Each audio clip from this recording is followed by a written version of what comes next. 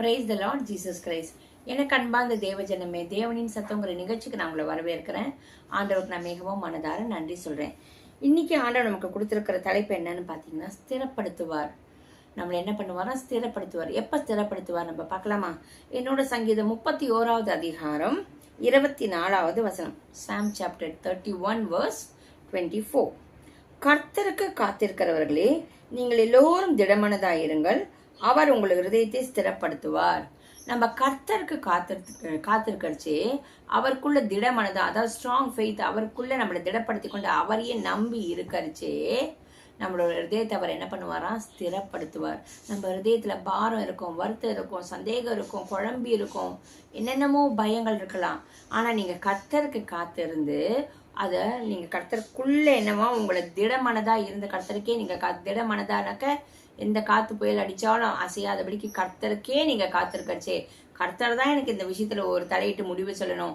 மனுஷங்களோ இல்ல உங்க சொந்த முடிவோ இல்ல வேற கிட்ட போய் அங்க கேட்கறது இங்க கேட்கறதுன்னு செய்யாம அந்த விஷயத்துல கர்த்தர் தான் தலையிடணும், கர்த்தர் தான் இந்த காரியத்தை செய்யணும். நீங்க கர்த்தருக்குள்ள திடமனதா இருந்து காத்திருக்கச்சே உங்க ஹிருதயத்தை அவர் ஸ்திரப்படுத்துவார். ஸ்திரப்படுத்துறதுனா என்ன?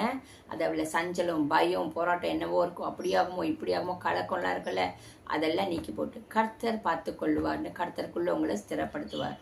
அவர் உங்களை சீர்படுத்தி ஸ்திரப்படுத்தி பலப்படுத்தி கர்த்தருக்குள்ளாக உங்களை நிலைநிறுத்துவார். ஆமீன்.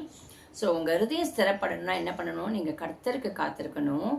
திடமனதாக இருந்து ஸ்ட்ராங்காக, இல்லை நான் கர்த்தருக்கு தான் காத்திருப்பேன், என் சுய புத்தி என்னோட மூளையை நான் நம்ப மாட்டேன், மற்றவங்க கிட்ட ஃப்ரெண்ட்ஸ் கிட்ட குடும்பத்தார் கிட்ட போய் நான் ஆலோசனை கேட்கல, நான் கர்த்தருக்கு தான் காத்திருக்க போறேன், கர்த்தர் தான் இந்த பிரச்சனைக்கு ஒரு சொல்யூஷன், கர்த்தர் தான் எனக்கு இந்த விஷயத்துல என்ன செய்யணும்னு சொல்லி தரணும், கர்த்தர் தான் இந்த விஷயத்துல தலையிடணும், நான் கோர்ட்டு கேஸ்ன்னு வக்கீலையோ போலீஸையோ இல்லை மற்ற எதையும் போய் நான் நாட மாட்டேன், கர்த்தரையே நம்பி கர்த்தருக்குள்ள நீங்க திடமனதா எடுத்து காத்திருக்கச்சே கர்த்தர் உங்களை இதயத்தை ஸ்திரப்படுத்துவார். ஆமீன். ஜெபிக்கலாமா?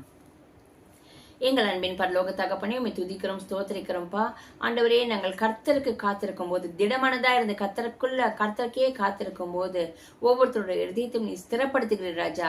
இப்பொழுதும் யார் யார் எந்தெந்த விஷயத்துல பயந்து கொண்டு ஆண்டவரை போராட்டங்கள், சஞ்சலங்கள், இது எப்படி நடக்குமோ, இந்த காரியம் எப்படி வாய்க்குமோ என்று பயந்து கொண்டு இருக்கிறான் ஆண்டவரே, அவிசுவாசத்துல இருக்கலாம், ஆன்சைட்டியில இருக்கலாம் ஆண்டவரே, எல்லோரும் கர்த்தாவே உமக்கு காத்திருந்து திடமனதா இருந்து உமக்குள்ளாக உண்மையே சார்ந்து இருக்க, உமக்குள்ளாக தங்களை திடப்படுத்தி கொண்டு காத்திருக்க உதவி செய்வீராக.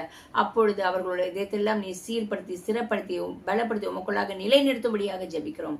இயேசுவின் நாமத்தினாலே ஜெபிக்கிறோம் பிதாவே. ஆமீன். ஆமீன். God bless you.